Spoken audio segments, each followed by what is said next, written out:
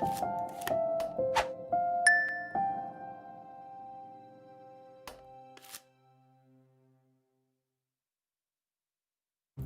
and welcome to Music Works, a podcast by Polyphony Arts.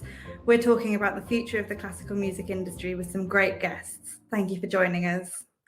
Hello and welcome to Music Works, podcast by Polyphony Arts. I'm Katie Beardsworth and this week I'm joined by composer Nina Danon. Hello Nina. Hi. Hi. Did I pronounce your surname right? Yeah, that's fine. I had a sudden moment where I realised I hadn't asked and thought. Okay. So Nina is up to some really exciting things at the moment. Can you tell us a bit about what work you've got on at the moment, Nina? So at the moment I'm on 3 different projects. Well, I've been doing some commission for Illuminate Women's Music. So it was, that started before the lockdown. So I was commissioned to write a piece for saxophone and piano, which we rehearsed and was fantastic and was already in the last workshop just before the lockdown. And then obviously it required some techniques which need the 2 performers to be in the same room. So we had to then write a second version of the piece. So some sister piece to that for a digital concert. And now there's going to be a new series of digital concerts by Illumina Women's Music, which will feature one of the 2 versions of the piece. I'm still not sure which one because it depends on whether the musicians can be in the same room. Interesting. So you've had to rewrite the same piece for digital performance, or is it a different piece? Well, I made a different piece because I didn't want to be exactly the same, but it's like a sister piece to that. So it's like it on the same themes, using some similar material. So ideally it could be performed before or after that piece in the same concert.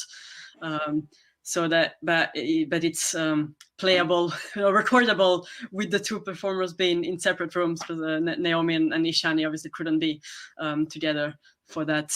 For the first recording we had of that, which was, I lost track of time now. Was that in June, I think, or end of May or June? We had a concert, so it's now on the Illuminate Women's Music YouTube channel. And there will be a new concert with a lot of very exciting pieces, because we were 4 composers to be commissioned for that. So there'll be music by Angela Slater, Lara Poe, and Ray Gibson, as well as my piece, and other music for saxophone and piano by women composers. So it's quite an exciting project. Oh, brilliant. And what were the things that you had to consider when you were writing a piece for recording in separate spaces? Well, I just removed one. Just the previous piece. The exciting thing about it was that we had a lot of workshops with the performers. So I'd never written a piece for saxophone before, so it was really interesting to be in the room with Naomi, who was a fabulous player and a fantastic teacher as well. So she was really demonstrating things. And I wanted to write a piece inspired by sperm whales, because I'd read this article which I found fascinating, and how they emit this really, really loud sound that vibrates inside each other like a deep caress. There was a quote from this article, and I just really love that. And so when I spoke to Naomi about that, I said, that's the idea I have about the piece. I have no idea what it's going to sound like, but that's the theme. And she suggested the technique of playing the saxophone inside the piano and holding the pedal down so that the strings vibrate in sympathy. And I just built the whole piece around that, which obviously is absolutely not doable. Separately. So I just removed that and then rewrote something, using similar material to what I'd used for the rest of the piece, and writing some sort of introduction to the piece. Oh goodness! So what you'd actually written was something that had even more requirement for the performers to be in the same space than. So that was absolutely not playable. And I think because everybody loved that technique, I think I haven't heard the final pieces, but I know the other composers were in the workshop there. I think all use some form of this technique as well, because we just find it so fascinating. So all of our material was completely unplayable and recordable at the distance. Oh goodness! Well, something to look forward to anyway for future time. It's fantastic that you were able to recreate it for a different circumstance. I think there's been a lot of that going on recently, hasn't there? Definitely. It's just about being adaptable, I think, right now. But hopefully, because in the new digital, so they organize a whole new digital series for 2020 and 2021, and they're hoping. I spoke to Naomi the other day, and they're hoping to be able to record in the same room at least.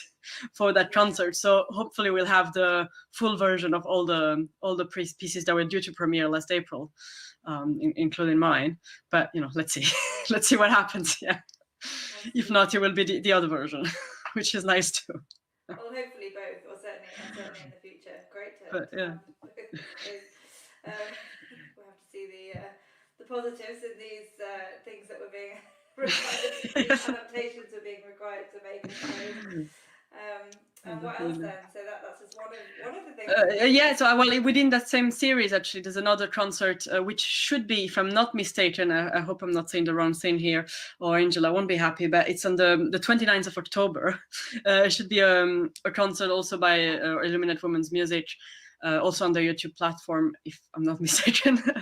And this is a solo guitar recital by Eleanor Kelly, who's going to play a broad range of music by women composers, going from the 19th century to present day. And there's also a digital premiere of a composition I wrote for guitar in that same concert.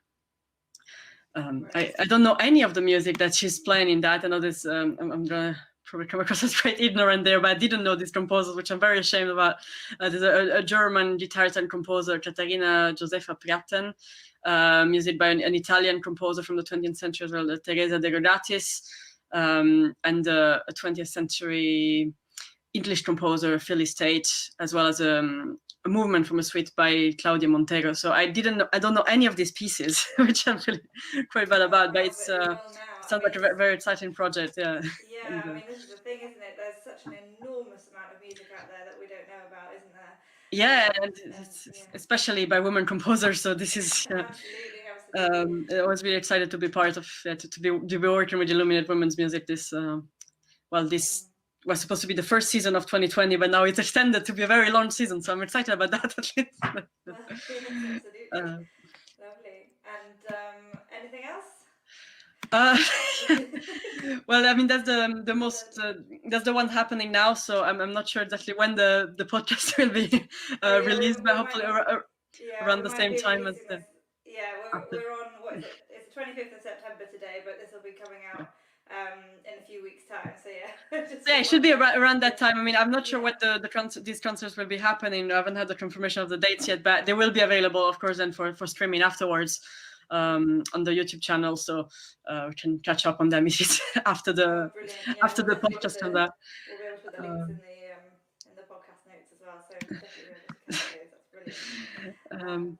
Great. And then I have a project which we're still in the arranging at the moment, which will be hopefully receive its premiere in March with Zafa Ensemble, commissioned 4 composers to set texts by 2 different poets and arrange them for soprano, cymbalum, violin, and cello. But the workshop were really interesting so far because we were mentored by composer Alan Williams, and we really discussed how to bring out the regional accent of the poets in the music, so both in the performance, in the composition. And the text I'm working on is The Island, the Sea, the Volunteer, and the Refugee by Louise Wallwine, and it's a fabulous poem. She's a fabulous poet, and it's just really, really, really moving. I'm not gonna say much, about it because, well, obviously it would ruin, otherwise it would ruin the piece if I say the whole story around it. But it's just been a fantastic project to work on, and I'm so excited to learn about writing for cymbalum now with Tim Williams from Zafa has given us some workshop on that, and it's just really really exciting. So absolutely, we'll look forward to hearing more about that in March. Yeah, so that's quite far ahead, but we're working on it now. Yeah, we have the first rehearsal with the ensemble, a virtual rehearsal with the ensemble next week. So yeah. Well, it's lovely to have a guest that's got so much on, to be honest. So to have so much to talk about, I wanted to start with that to get a sense of where this is going. So I have tons of questions. So let's talk about, obviously you're working in the field of, doing a lot of new music and working with Illuminate Women's Music. I'm dying to ask how you feel about being part of something that's all about women's music specifically, and saying women composers, a program of women's composers, and so on and so forth. What's your take on that?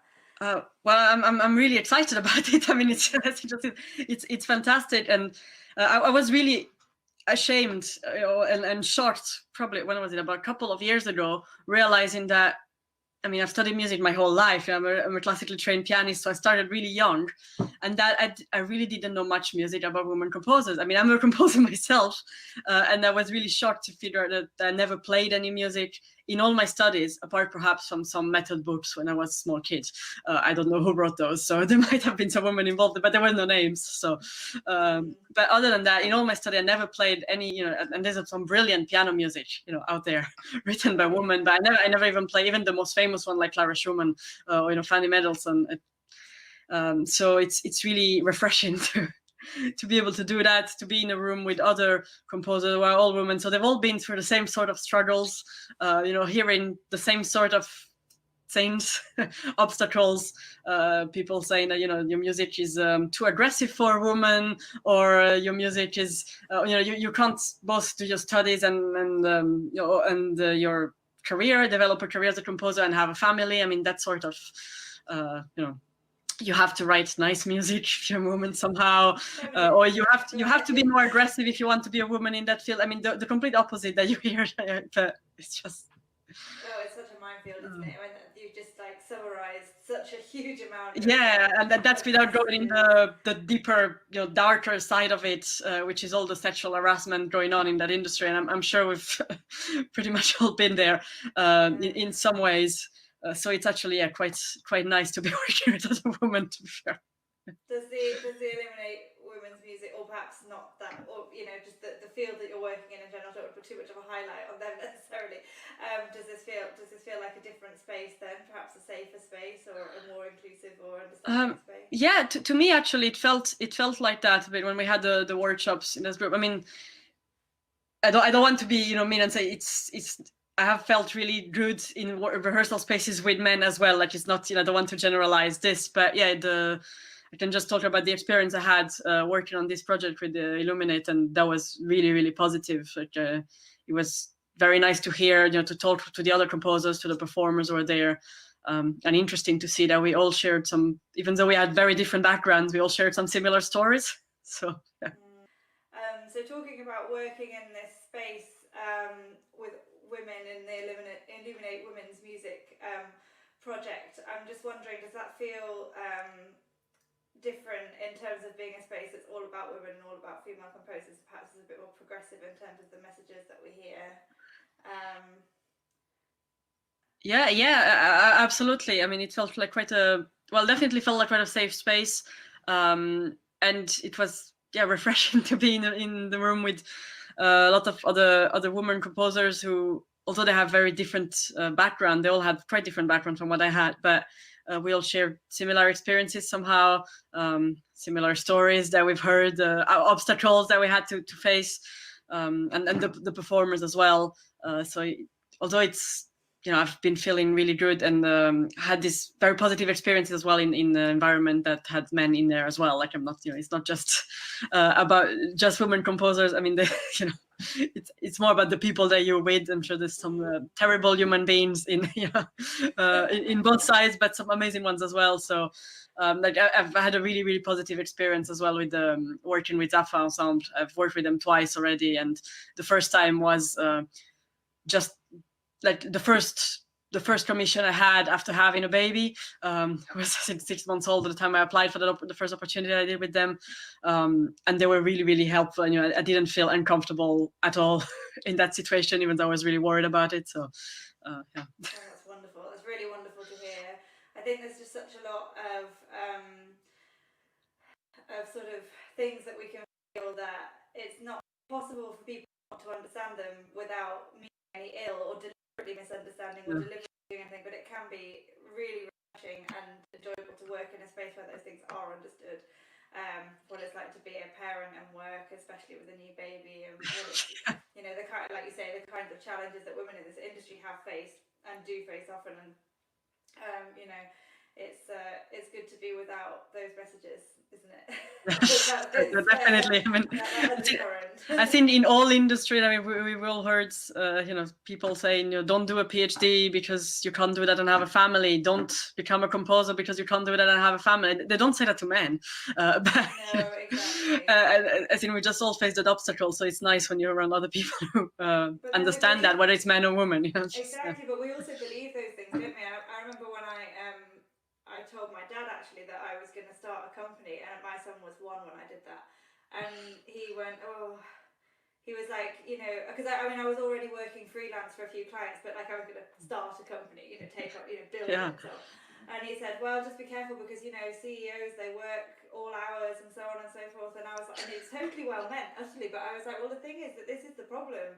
If we believe that that's what CEOs do, or that's what, or, that composers or musicians can only work in massive time blocks that don't allow for family time and so on, then we avoid those industries, but actually we don't have to work like that.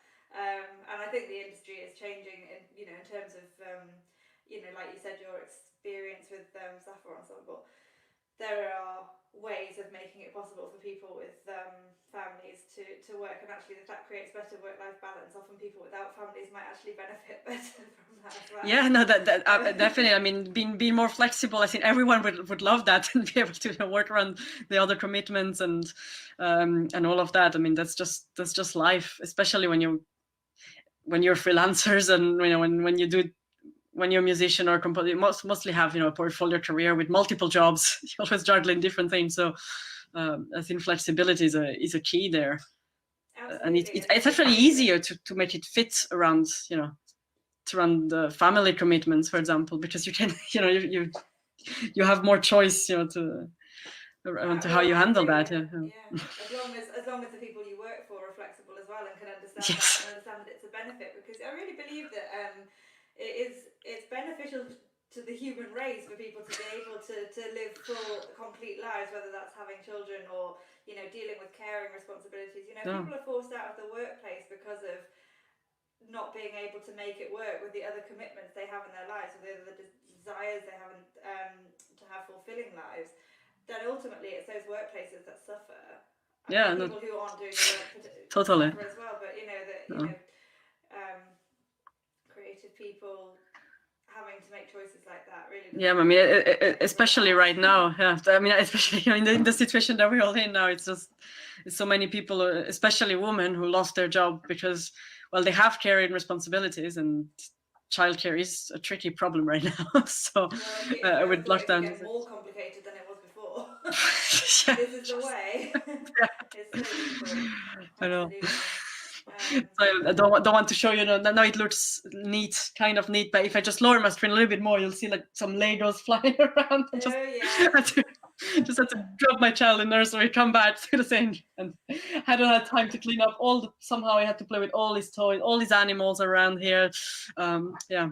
I mean, you have to get everything out. If your mum's going to go on a podcast or do some kind of video thing, it's essential to get every toy out. Absolutely. You probably just wanted to make a nice background, it's a feature thing.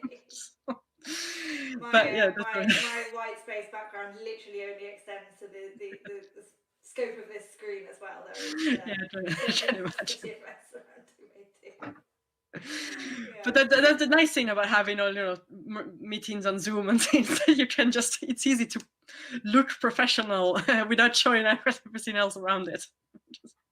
Exactly. Yeah, you can just kind of easily hide the mess. The bits that are important, leave the rest. Absolutely. So, in your experience of working the way you are at the moment, with these collaborators, how does the music industry feel for you at the moment in terms of being workable as a mum, as a woman? Big question. Yeah, that's kind of it's a good question too, though. I mean, I guess I've been very lucky because I've found that really.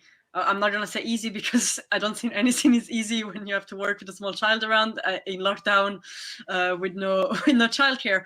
But it's really, really positive. Like I've really enjoyed all the collaboration right now, whether these or I've also been working sound installation, which just opened yesterday, 2 days ago, which I haven't been able to see because So I've done the music, but I haven't seen the space yet. It's not easy to travel right now. So for the Museum Nyberg, a new museum in Turin. So that's also been a really positive experience, both that working with a music professor of Winchester Casino, which is a good friend and long-term collaborator, working with new collaborators as well, meeting new, throughout the series on workshops, or when we worked with the guitarist Eleanor. I was writing a piece in 2 days, sending it to her, having a rehearsal discussion, and now she's doing some fabulous job. I don't know how she managed to make the piece on record, but it was all. So it's very modest thing to say. Yeah, no, that one really was like, it was really I had never written for classical guitar, although it's one of my favorite instruments. I wanted to be a guitarist when I was a kid, but I was too young. They put me in a piano class and I became a pianist. But I've always loved that instrument and somehow never got around to write for it. I always worked with guitarists and they either improvised or they were another co-composer. And I started writing a piece, some ideas for a piece, which was lucky. So it was inspired by Ennio Morricone. After his death, I just had some ideas, wrote them down, but it was really very loose sketches, like nothing really defined. And then Angela from Illuminate sent an email around to the different composers saying, "Hey, we're putting this digital series on. The first round was going to be for classical guitar. There's room for a few more pieces. Does anybody have a piece?" I said, "Well, of course I do, but I need a just tidy the score a little bit." Wrote it in a couple of days, put together what I had, which is a little bit tricky when you can't really work with the performers, having not. Obviously, I know some very, very basic guitar skill, but it's really, really basic. So yeah, call a friend with a guitarist, asked him if he was playable what I had, and a lot of it is due to the nature of the piece. It's there's a lot of room for improvisation, like the different fragments that the player can move between and improvise over that. So I had no idea how it would sound because I've never really written a piece like that before.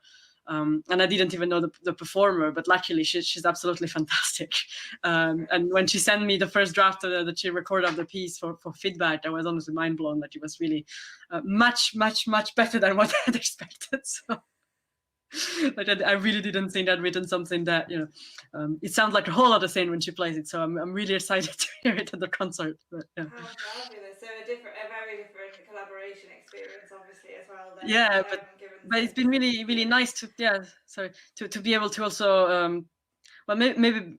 It's obviously not nice not to be in the same room, but most of these people I've been working with now over the past few months are not in London.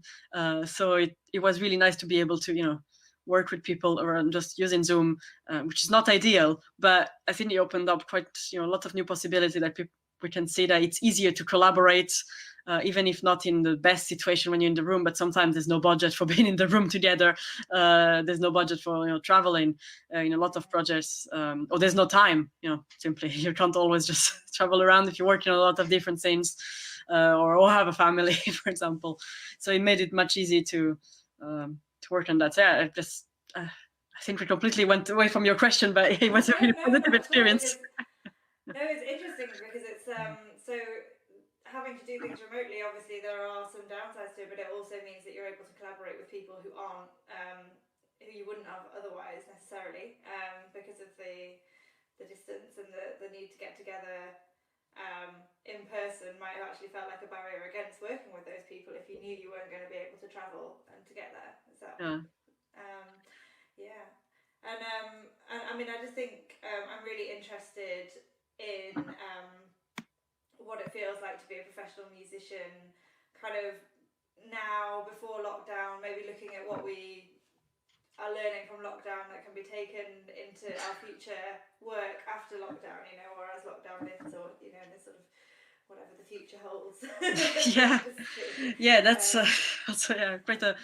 that's a tricky one, I guess. I mean, I suppose I was very lucky then, because I had some commissions going on, long-term projects going on before lockdown happened. So there were more opportunities which I could keep working.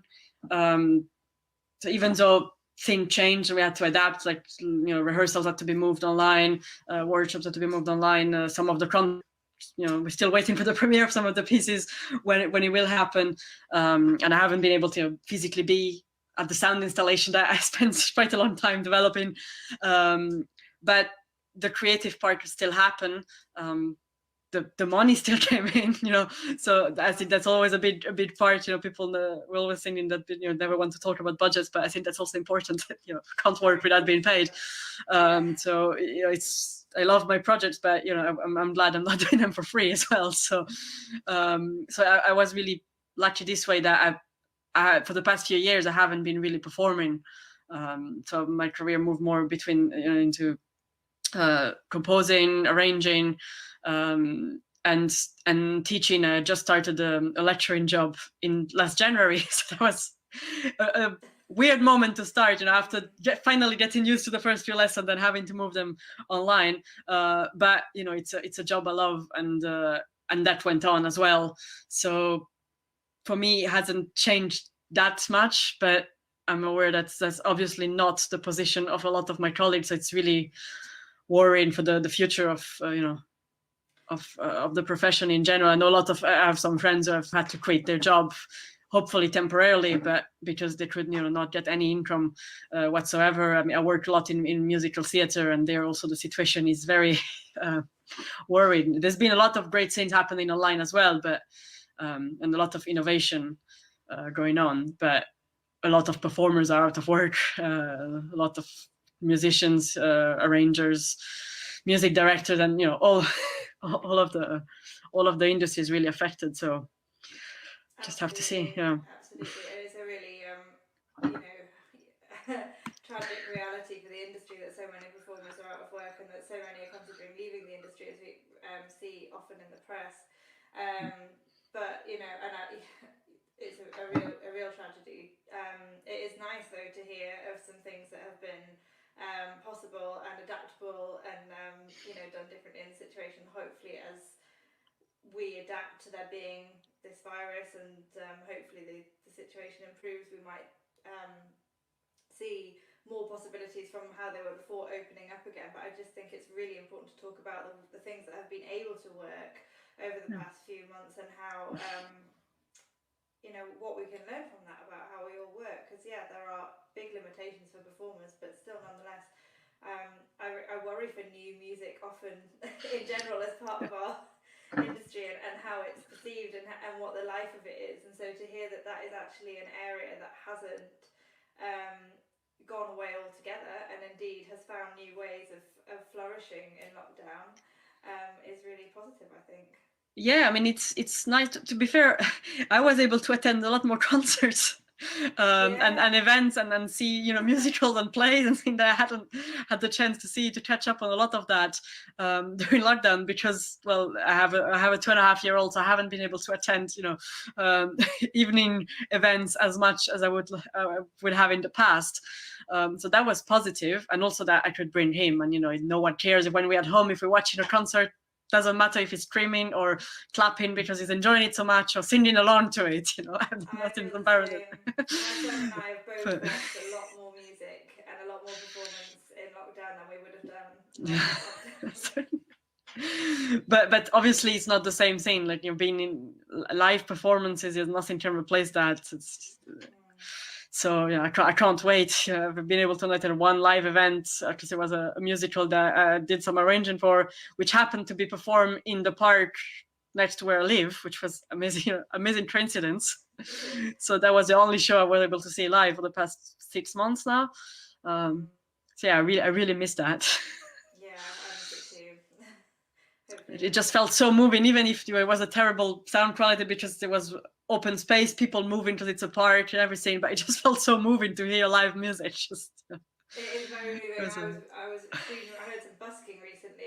Was really moved by that. I was like, you just don't see this anymore.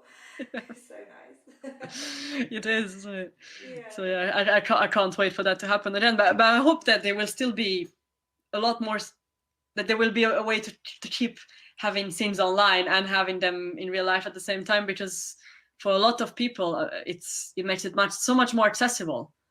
I was able to see concert I would have never been able to see, even attend conferences, or even in the academic world. I've attended conferences that I would have never had the budget to go to, but having them online, it was also much more flexible because I didn't have to attend the whole day. I could just go to the panels I was interested in, and spend the rest of the day doing my teaching job, which I would have not been able to afford to leave, to pause for a week to go to a conference. Just yeah, absolutely. It does provide a lot more flexibility, and I think it's a lot more inclusive as well. As we've both mentioned, with having young children, we've seen more music than we would have done at this point in our lives. But there are people obviously who can't attend concerts really ever, or don't feel comfortable doing that for various reasons.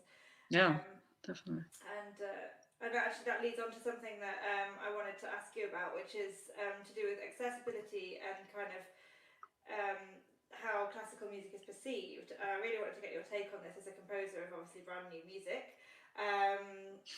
What do you think? Where do you think we're at with classical music and how it's perceived and enjoyed? Yeah, that's a very good question. I think that's also quite a broad one. But yeah, there's all there's obviously, I can talk in generic terms, and from my experience, I'm sure like other people who come from a different background might have a completely different take on this. But I feel that often when we talk, especially about new classical music, there's a lot of barriers, both in terms of how the audience perceives that, but also sometimes in terms of how the musicians themselves perceive that, or the way that they're educated and the way that they're learned about music.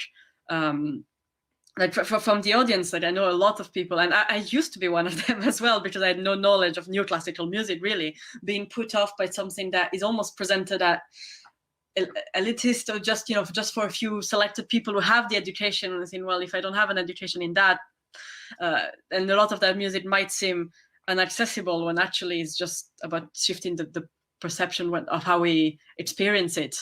Even just the fact of, I love concert halls, but sometimes people feel intimidated by being into a concert hall if they haven't grown up going there as a kid. I've always gone to concert because my parents are both classical music lovers, so I had that chance. But I know a lot of friends of mine, it took them a long time to feel comfortable even being in a concert hall, because they just think that they don't fit in there, because they think they don't know enough about the music. When it's not. I don't think it's about, it's not about previous knowledge. You can experience, it's all about communication and about emotion. So if you just go in there, close your eyes and enjoy the music, I don't really think it matters the style of music that you're listening to. You can definitely get a lot out of it. But I totally agree. Yeah. I feel like there is a really big problem with the idea of needing previous knowledge to enjoy classical music, especially academic knowledge. Yeah. I don't really understand how we've ended up with an art form that has that. I honestly don't know, but it's musicians as well who perceive it like that. I remember when I was studying, so I was studying in Rome in the Conservatorio Santa Cecilia, which used to be a very long course. So you start piano when you're like 10, 11, and then you go for it's 10 years long, and then you get the equivalent of a master's degree. So you spend your whole life in there, pretty much like your whole childhood. And you attend all the different concerts for all the students who perform and everything. And people, other musicians, they often like stay really stiff like that. And there's so much music like that require, it's rhythmic, it's exciting. You want to be able to move to it like you would if you're attending a rock concert. You want to beat along, and you have people looking at you really weird. And when you're a young student, you're a bit afraid of getting all these teachers looking at you like, what is this child doing here? She doesn't understand things. And I know a lot of other people felt the same way I did. It's almost uncomfortable when you're performing. You want the audience to react as well. Like when I play, I love playing Beethoven sonatas towards the end of my studies, and that was one of my favorite parts of the repertoire. And they're really rhythmic and they're really exciting, and you want the audience to be able. You feel when they're responsive, and you feel when they're trying to hold back. And it's not the same. It's not the same feeling at all for the performer, for the audience. You need to have the freedom, I think, to respond to the music. Otherwise, you can't really enjoy it.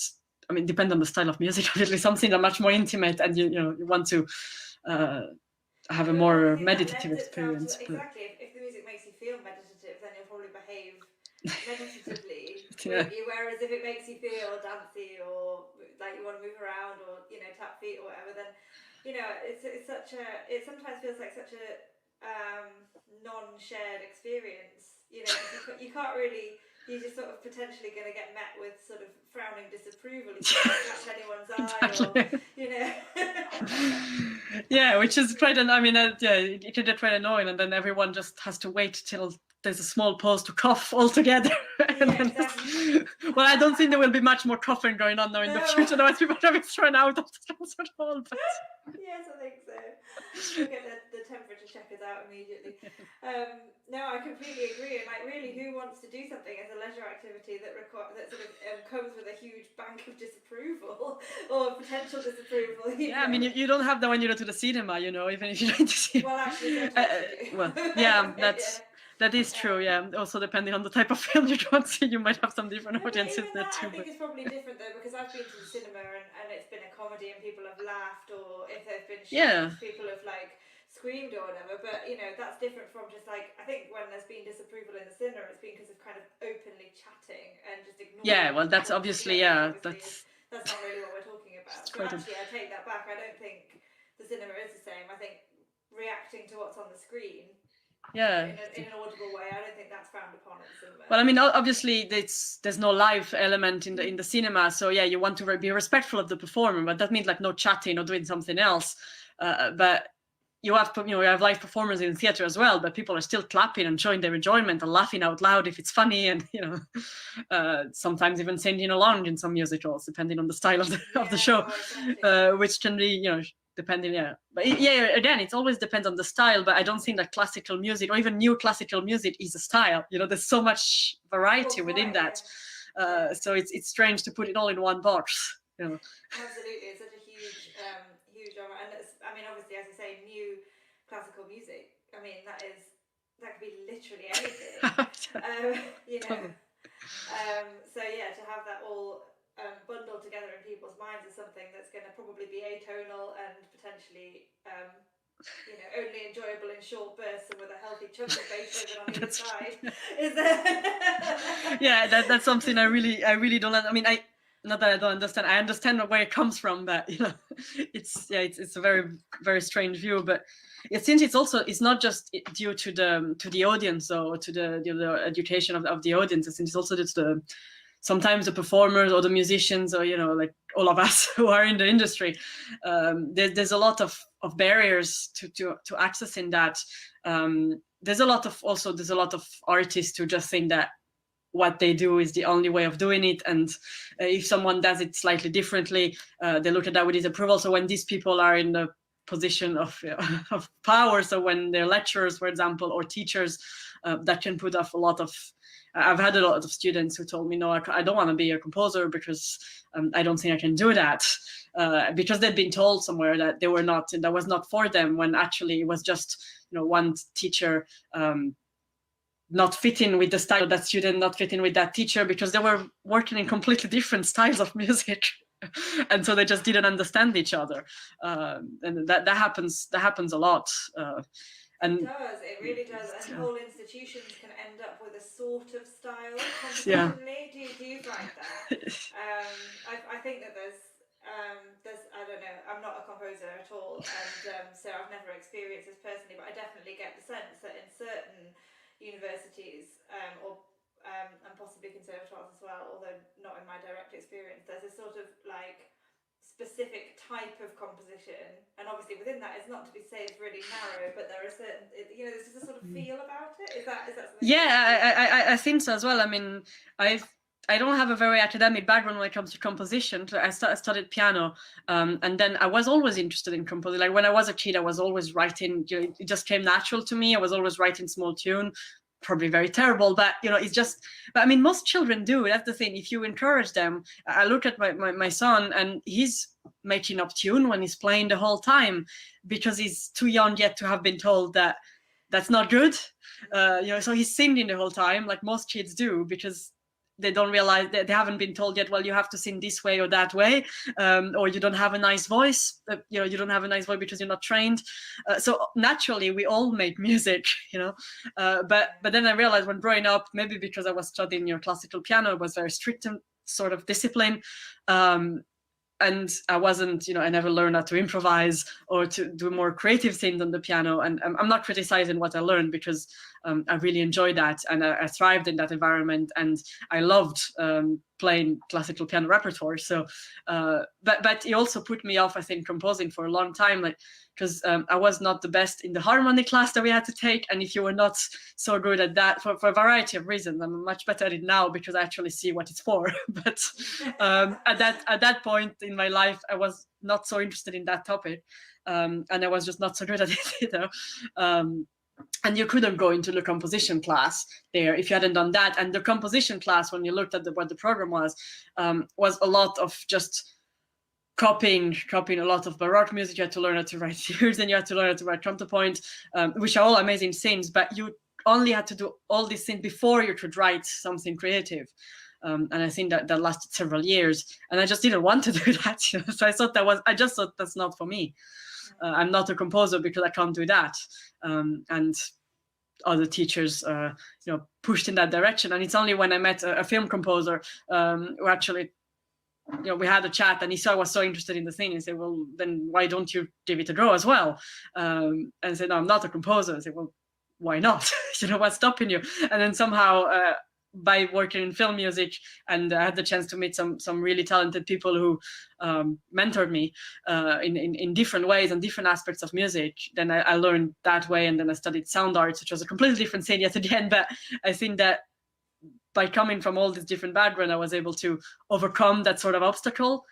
But I still feel like completely like not up to the task when I'm working with other composers who have who have studied composition, who have perhaps much more experience writing concert music. Like I'm really new to concert music. Like only started a couple of years ago that I have my first piece performed, because I always felt that my style didn't fit in what new classical music should be. Which is why I was working in film music, in theater music, in sound installation, everything. Which there's no real difference. But then but I was really terrified the first time to play one of my pieces in front of an audience. Like even if I had been writing music for 10 years, but it's just. Well, it's acutely personal, isn't it? I mean, we can't ever not feel that, I don't think, as performers and as composers, being able to do something like that is absolutely incredible. I think that anyone who's an aspiring composer and sees that where you are now would be really surprised to hear that that you feel like that. But then I think it's also really thank you for sharing that though, because I just think it's so. I think we all feel like that all the time. Yeah, I guess so. We kind of level up in our careers, but we still feel like that all the time. So I think that's part of anything in the creative industries, especially as it every time because it's always different, which is what's exciting about the job. No, it's always something different. It's always a different project. I think it's probably the same whether you're in management or actually performing in the project. It's never exactly the same. And then a lot of freelance careers, I mean, people choose this career because of that quite often, but so every time I haven't met one single artist yet that when they're working, I haven't had a moment when one phase of the project where you think, I can't do it anymore. I've forgotten how to do that. It was just down to pure lack beforehand, and I have no idea what's going on. I think I have that every single time. But I've been working with a business coach on my business. It's not obviously not quite the same thing as performing, but whenever if I have a big wobble, which happens, the first time that happened, she said, when you feel like that, when you sort of send me a message going, oh, I don't know why I'm doing this, maybe I'll just stop doing it altogether. She said that's almost always a sign that big positive change is just around the corner, and it's that's good to know. That last it's a bit like labour, and you kind of get to that point. I think I'll just go home. I was thinking exactly the same thing when you said that. That was my analogy too. Yeah. We reached this point where we're like, I don't want to have a baby anymore. I'll just leave it. It's fine. Yeah, it's but yeah, that's totally true. right, and I have I've felt that several times in things I've been doing with my business, and it has always been just at that point when everything's just set and to change, and it is definitely a Yeah, scary and unsettling thing. but And there's no kind of levels or career bands or anything like that in a freelance music career. You're essentially not. The difference between being something and not being something is just basically, saying that you are it and then finding a way to do it. yeah, but I think that's absolutely true. I mean, especially in sorry, I No, I was didn't. just going to say it works two ways, because it means that like people who are prepared to do that can feel like they're progressing in their careers a lot more quickly than people who can be more kind of thoughtful and less kind of forthright. People who struggle to say, I have decided that I'm trying to think of an example. I was going to say play the clarinet, but obviously I can't But decide that I play the clarinet because I no, can't do that. no, but I mean, I Yeah. see what you mean. It's Yeah. definitely true. Like, it took me. There's no definition of when you're what. I was very unsure for many years. Like, am I a composer? Like, can I call myself a composer? When can you call yourself a composer? Like, what kind of music do you need to have composed in order to have achieved that?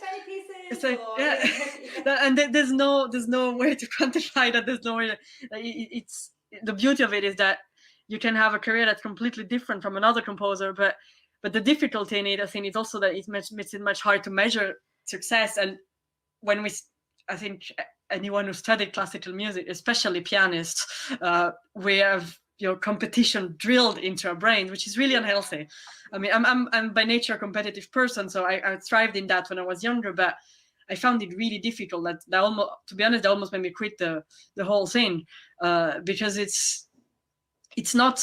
I don't think that's what music is about. Like, it's not a competition. It's not a sport. It's like I was never, as a pianist, for example, I always hated performing for competitions. Like I was never able to give my best in those. Yet the moment I had an audience, when I was playing just because the audience wanted to listen to the music, I was playing completely differently, and I love that. And I think as a composer, it's similar in a way, although you don't have to do as many competitions usually, but it's also the way that I know a lot of people, students who quit music as a performers or as a composer because they just didn't like that feeling. Like, they always felt that they were not good enough. Like, one of the things that when I teach composition, one of the main issues that my students have with it when they're beginners is that, especially if they're a little bit older, just that they never think that it's good.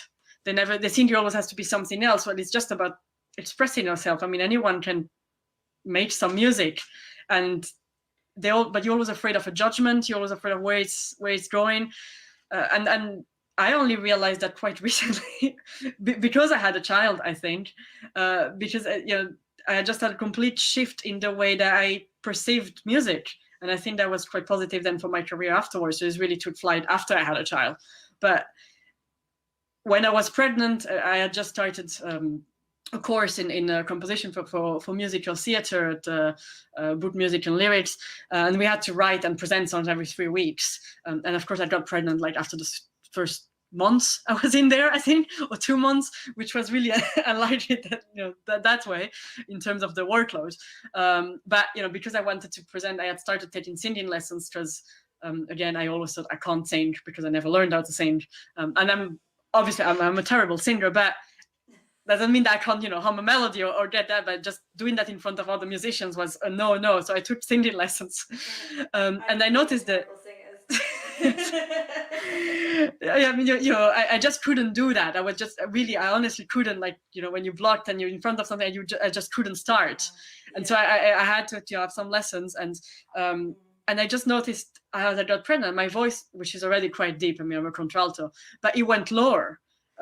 Because of the pregnancy hormones, and then I started realizing that the voice changed so that the baby could hear that, actually, because that's the first frequency that they can perceive, and he was responding to that, and that's like the first way of bonding with my child was through the voice, and it just suddenly became very natural. Like, I was never one who really to sing out louder, and I was humming to myself sometimes, but only if I was alone.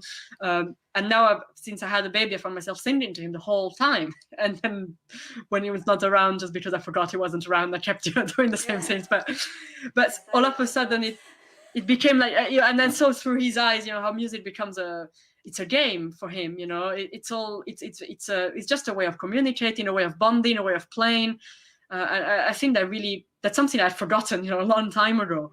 But I think that's very important to change. I mean, a lot of different cultures have in all cultures you have people using music for the same sort of goals. There's always to bond and to soothe someone, like through lullabies, for example, to bond communities together through dancing, rhythms and chants, to heal as well. That you have, sound healing is a fascinating thing. I took a course of that last year just because I was really, there's something completely using music to make yourself feel better. It's like, never thought about that before.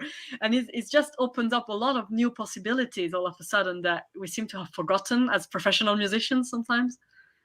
I noticed particularly singing really annoying things that you do as a mum can be really helpful. Various tunes for which you can sing the words "put your shoes on" or "are we ever leaving the house?" That kind of thing. But somehow singing that feels a lot different. Walking around going, That's true. Put your shoes on, put your shoes on. Yeah, we've played a lot of those too. Can make a whole album out of those. Oh, absolutely, and I know it's daft, but it really it keeps it light and not too overwhelming. My husband and I call leaving the house the leaving the house vortex. We can sometimes be stuck in it for hours, doing the whole shoes, coat, potty, back to square one. And then, several hours later, God forbid, one of you actually forgets something, and that happens, then it's like, oh my goodness. Yeah, it's a whole adventure. Just going somewhere, just going around the corner. Yeah, exactly. Yeah. Definitely. Oh, lovely. It's so good to chat about all this. Yeah, it's just really nice. Lovely. I think you're, all of these things about what it feels like to make music and what music can make people feel. I sometimes feel they've got really lost in the way, especially new classical music is perceived in professional circuits. It's lovely to reconnect with those feelings and that kind of purpose of music. Yeah, I think so. At least for me, that's that's helped me a lot. I feel like I've been enjoying what I do a lot more since just changing the way of think about it. So just even understanding what success means to me, which is a very personal thing, which is very different for I don't think two people will have the same definition of that, which is why it's also important not to have one standard definition that you see. I've met film composers, really like a really successful composer in my eyes, who had a really was working on amazing projects, so should have felt happy about it. But I remember shortly before his 50th birthday was in tears because he hadn't won an Oscar yet, and I. Well, yeah, and I'm not gonna name names, obviously, but yeah.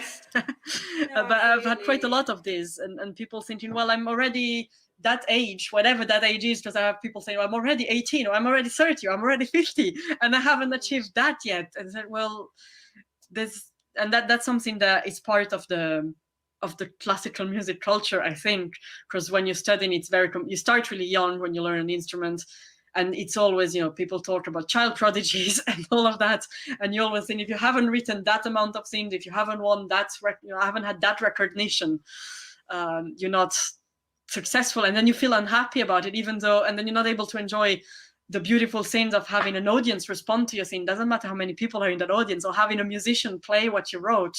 I mean, it's such a magical feeling each time that, for a while I wasn't able to even appreciate that anymore because I was too worried about missing out on something or having to always go further, which obviously it's important. I mean, I'm a very ambitious person, and I always want to bring it further. And but ambitious, because there's nothing wrong whatsoever with being ambitious and wanting things and having goals, but there's something about the sort of idea that it's not worthwhile doing what you're doing at the moment unless you're achieving those goals, or unless those goals are kind of almost in reach, because it's just so difficult, isn't it, to find the balance between those two It things. is, isn't it? I think It's really tricky.